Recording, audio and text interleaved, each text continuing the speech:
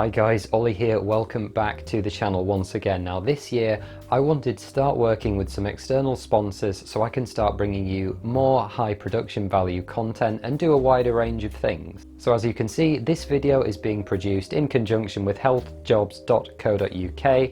You can head over to their website healthjobs.co.uk to learn more. So into today's video, I get asked quite a lot, Ollie, how do you get things done day to day? I've talked a lot before about how I like to be kept busy all the time, and people say, you know, you've got the YouTube stuff going on, you've got these kind of side gigs, and then you've got medical school on top of that, which is not known for being easy. And those things are kind of all accurate. And I said when I was doing my undergrad degree, even before I got to medical school, I spent as much time as humanly possible doing things that were not my degree. And I actually had a really fulfilling life because of it. It had its ups and downs, but I think being kept busy gives you way more opportunities than you would have otherwise, and it's not something that I wanted to give up when I came to medical school. And I'm not saying by any stretch of the imagination that my time management skills are perfect, far from it, and I still have loads to learn. But I think that I have picked up a few things across the last kind of 4 or 5 years since going away to university that really do seem to work for me. If you've got your own tips and tricks on managing your time, I'd love to hear from you in the comments down below.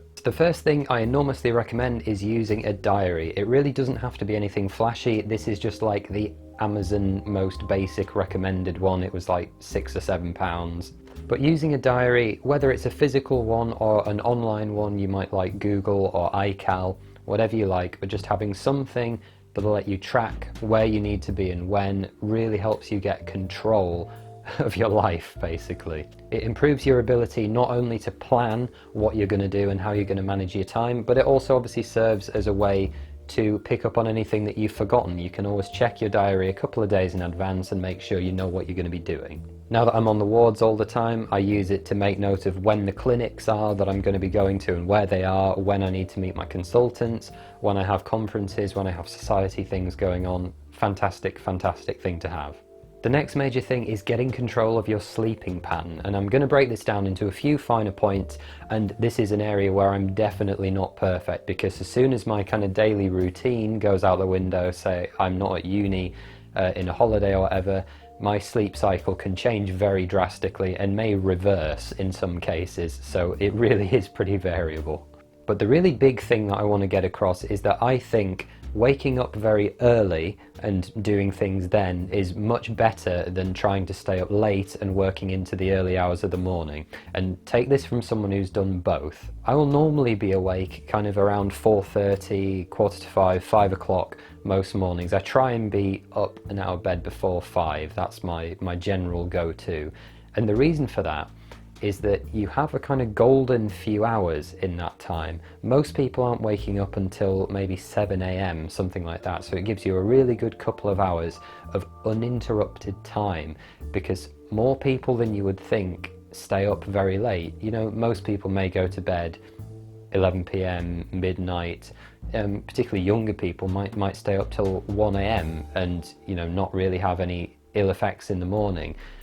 So even if you do try and work late, I feel like you're still a lot more likely to be interrupted by other people who are still awake and want to talk to you. But I find that waking up very early as opposed to trying to stay up very late means I can get work done, I can read, I can do whatever I want in the morning. That's time I have for myself. And that usually means that I'm ready to go to sleep by maybe 9 PM, 8:30, 9 PM. And it's very sustainable. I find that I can quite easily repeat it day after day, and you get a lot of sleep in that time, so it works for me. Secondly, try not to nap. Now, I've done polyphasic sleeping before. I never made it onto the ridiculous Uberman sleep schedule, but I did the Everyman, and I've done modifications of it, and it does work. I stand by the people who say that it works for them. What that basically means is you don't do a full uninterrupted 7 to 8 hour sleep. You'll do maybe 4 hours here, and then you'll work for 10 hours and then do another 4 hours or something like that. You do this kind of intermittent multi-phase sleep. But in my experience, they take a long time to train yourself into that rhythm, and it takes a very intense amount of self-control. And under other stresses, they tend to fall apart. I've not been able to make it work at medical school, but the problem with napping in general is that it obviously messes your sleep cycle, which is not something you want to play around with too much. I think if you are going to nap, keep it short, 20-30 minutes, and you must get up when the alarm goes off and not go back to sleep, because if you let it run 2, 3, 4 hours, you're not going to sleep properly that night and everything's a bit out the window. And the last part, kind of thinking the other way, it's about how to keep ourselves awake. In order to avoid napping, sometimes you're going to need a way to make it through a slump. What do I mean by slump? I think you might have heard of postprandial somnolence. I think the term is that kind of very tired and contented, weak feeling you get after a big meal. All of us flag in the afternoon sometimes, you know, whether you're just bored or you're feeling very restful, if it's a hot day or whatever. You need to find a way to make it through that without snoozing. And different people do this in different ways. It could be just taking a snack with you, like something fruity with a lot of sugar in it, or it might be drinking coffee or a chocolate bar or energy drink or something. In my case, I use caffeine tablets, which I've talked about before. I have these in my bag most of the time. I think they were in my What's in My Bag video. They are just pure powdered 200 milligram caffeine tablets. They're dirt cheap and you can just take them with water. But I found that they do just perk me up for another couple of hours if I need to get through something without sleeping. I was saying before, don't eat huge meals because they will just trigger all your parasympathetic systems off. Try and eat controlled, do portion control. Otherwise you'll go into that rest and digest mode and you will nap.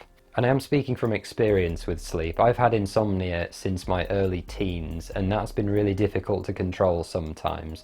There are some things you can do. Blackout curtains seem to work for many people.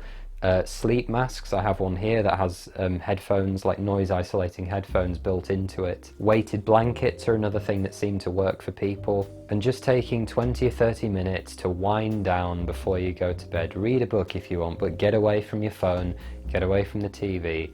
Just take a little bit of time to simmer down and get ready to sleep. Now the next part of the video, I just want to talk about optimizing your workflow and managing tasks. It goes without saying that you should know the deadlines for all the exams and TDocs and OSCEs and other things you have coming up way in advance, and always give yourself more time than you think you'll need. So let's talk about optimizing workflow. What do I mean by that? What I mean is that if you have tasks that you regularly have to do that make up a pretty central part of your life, and I'm going to use the example of video editing and processing for myself, it's something I have to do a lot. You need to look for shortcuts or ways that you can balance your task management such that there's as little wasted or dead time as possible. So for example, when I'm recording this video for you guys, I'll maybe have 20 to 25 gigabytes worth of video footage, right? Quite a lot. And when I finish filming, I've got to take that footage, get it on my PC, get it on the drive that I use for editing, and then I've got to have my attention on it while I'm editing the video and putting it together. But then when it's rendering, so during both the import and the export processes, it's a very heavy process. It's going to basically lock up my computer from being able to do anything else significant. So when those processes are happening, I'm doing other things like generating the thumbnails for the video, or scripting the next video, or preparing the description of that video, doing graphics for it. Just basically trying to not do those tasks until it's the optimal time to do them. And the last thing I want to talk about is perfectionism, or the kind of idea of task yield. But perfectionism is one of those examples. I find it so irritating when you kind of put people on the spot and you say, give me your biggest weakness, and you get the, oh, I'm such a perfectionist. And it's just like, I think there's this idea for whatever reason that perfectionism in some way is a desirable quality. And speaking as someone who in school, in my first years of university, I absolutely would have been one of those people. Taking pride in your work, right, and trying to produce as good work as you can, that's very admirable. There's no problem with that. But the issue is that most systems, A, do not demand perfectionism in order to work, and B, most of them are not actually set up for it. If you're working on a task, right, let's say you've put in a lot of effort, and you get to about 80% of the way towards that task or your product being kind of perfect, as it were, that's fantastic. That may be enough to satisfy the task. A problem then comes where, let's say you want to get the rest of that 20%, you want something that's 100% perfect. The issue is that getting that last 20% might take double the effort that you've already put in, or double the time. It becomes very quickly a case of kind of diminishing returns with time. And I often think that something you might be better doing is, instead of trying to hit 100% on the first go, assuming it's a case where you can iterate, try and make it as good as you can within the realms of feasibility the first time, then get feedback and use that to focus your efforts on picking up the next set of marks or criteria satisfaction. And it just means that instead of expending all your energy on that one task, it lets you do other things as well, but set that improvement as another task with another deadline and another amount of effort and time allocated to it. And I think that's a better system long term. And the last thing I want to say is, as much as it's possible, squeeze everything you're doing for what it's worth. For example, if you're in medical school and you're putting a lot of time into something, try and get some research out of it, try and get a poster out there, at the very least get it on social media, send it to academics, tell people about what you're doing. You need to promote it to the world, and the type of people who will see it are the type of people who will be interested in what you're doing. And I've just found that so many kind of weird networking opportunities have come out of, oh, I've put something on YouTube or Instagram, and someone's emailed saying, oh, do you want to work on something together? Getting your face out there and getting the exciting things that you're doing, because everyone's doing cool things that they're passionate about. Get the word out there, tell people what you're doing. It can be a bit cringy, and networking is difficult. It's really difficult to put your face out there. It takes a lot of confidence. But share what you're doing, because this breeds more opportunities and therefore more chance for you to succeed. And on that note, guys, that's where we're going to end the video. Thank you so much for watching this video. I hope you found it useful, and I'd love to know your medical school time management tips. Forget medical school, let's say you're in sixth form or on another university course. Let me know about your time management tips in the comments below. I'm sure we can all learn something from one another. Be sure to hit that like button for me, leave a comment, subscribe to the channel, and go and check out postgradmedic.com for more free videos and articles just like this one. And thank you so much to healthjobs.co.uk for working with me on this video. Be sure to go and follow me on social media as well. I'm at postgradmedic on Facebook, Twitter and Instagram. You can stay caught up so you don't miss anything. And I'll see you in the next video, guys. Take care and bye-bye for now.